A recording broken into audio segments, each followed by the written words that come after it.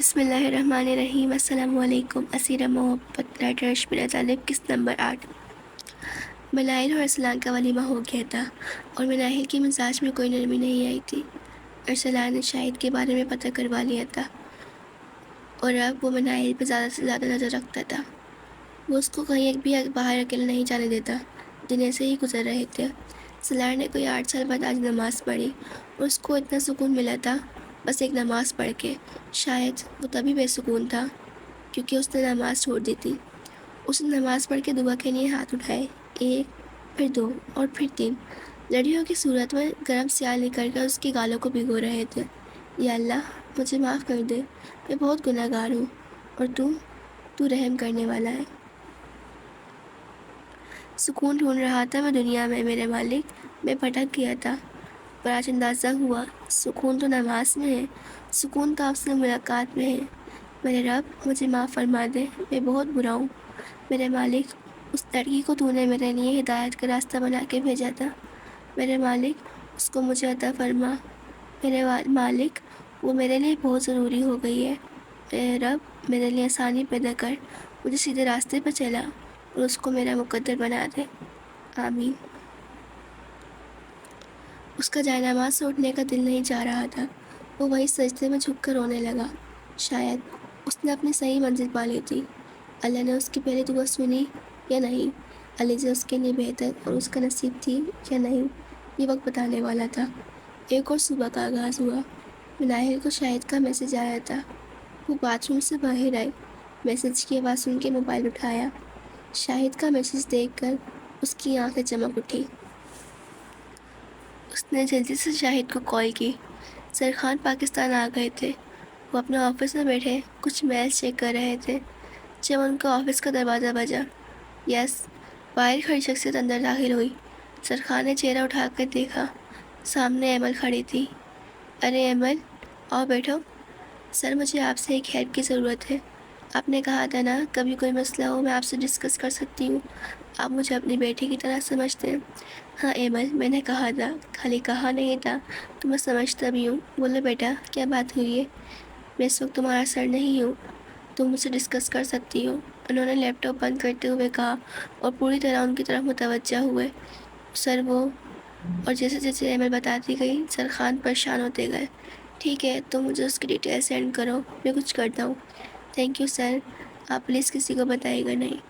بیٹی کہا نہیں، سمجھا بھی ہے تمہیں، تھینک یو کہنے کی ضرورت نہیں، تمہاری عزت کے ساتھ کچھ نہیں ہوگا، ٹینشن نہیں لو، بس ڈیٹیل اور پک سینڈ کر دو۔ اوکے سر، وہ یہ کہتی وہاں سے اٹھ کے چلی گئی۔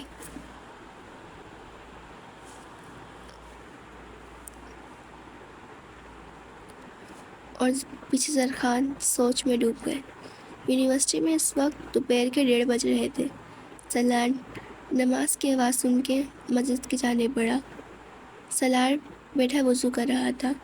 اس کے دوست تو حیران ہی ہو گئے تھے یہ سن کے کہ سلار نماز کا کہہ کر گیا ہے۔ اس نے ان کو بھی دعوت دی تھی پر وہ نہیں آئے۔ علیزہ بھی نماز کی نیت سے مسجد میں داخل ہوئی تھی۔ جویریہ اس کے ساتھ ہی تھی۔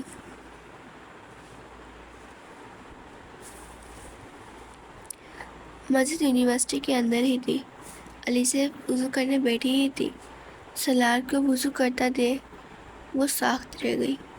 سلار نے اسے نہیں دیکھا تھا۔ سلار وضو کر کے اٹھا، سامنے علیزہ کو دیکھ کر حیران ہوا، پھر سنبھل بھی گیا۔ وہ بھی نماز پڑھنے آئی ہوگی یہ سوچ کر۔ وہ جانتا تھا نماز کو دیر ہو رہی ہے اور سامنے علیزہ تھی، یا اس کو دیکھنا تھا یا نماز وقت پر ادا کرنی تھی۔ اس نے علیزہ اور اللہ میں سے اللہ کو اول رکھا اور سائڈ سے نکل گیا۔ وہ خود بھی نہیں جانتا تھا ایسا کیوں ہوا۔ شاید جو سکون اس کو رب کی عبادت اور اس سے ملاقات کرنے میں ملنے لگا تھا اب کہیں نہیں ملتا تھا۔ شاید علیزہ میں بھی نہیں تھا۔ وہ نامحرم تھی اس کے لیے، وہ سمجھتا تھا۔ اس نے قرآن سمجھ کر اور ترجمے کے ساتھ پڑھنا شروع کر دیا تھا۔ یہ نہیں تھا وہ علیزہ سے محبت نہیں کرتا تھا، لیکن اس نے اپنے رب سے سب سے زیادہ محبت کی تھی۔ علیزہ ساکھ سے اس کو جاتا دیکھ رہی تھی۔ جویریہ نے اسے ہلایا۔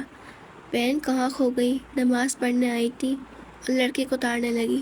اس کی بات سن کے علیزہ نے اسے گھور کر دیکھا تھا اور وضو کرنے بیٹھ گئی۔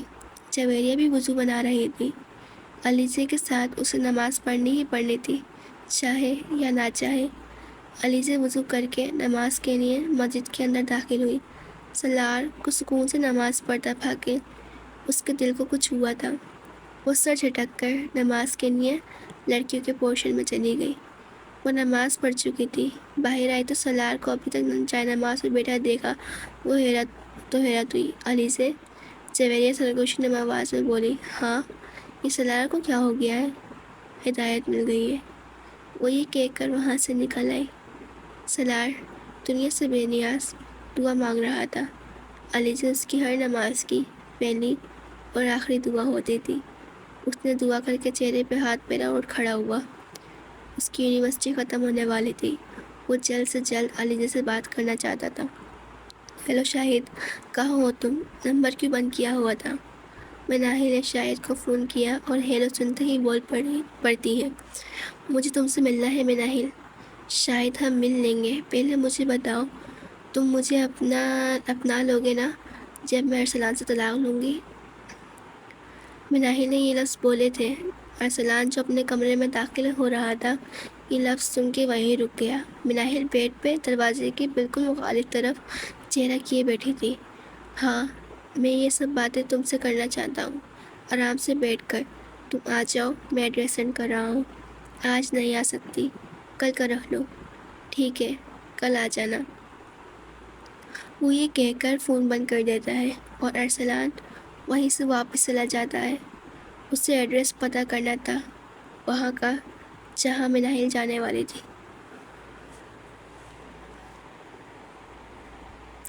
علیزہ اپنے کمرے میں بیٹھی کوئی بک پڑھ رہی تھی۔ دروازہ کھلنے کی آواز پہ اس نے گردن اٹھا کے دیکھا جہاں سلمیٰ بیگم اس کو دیکھ کر مسکرا رہی تھی۔ ماما، آپ بیٹھے نا؟ ہاں، بیٹھتی ہوں۔ وہ یہ کہہ کر اس کے سامنے بیٹھ گئی۔ علیزہ، مجھے تم سے بات کرنی ہے۔ جی ماما، بولے۔ بیٹا، جہانگیر بھائی اب سعد کی شادی کرنا چاہتے ہیں۔ وہ مجھ سے شادی کے لیے دباؤ ڈال رہے ہیں۔ ماما، اتنی جلدی کیا ہے انہیں؟ اماں، میں بھی پڑھنا چاہتی ہوں۔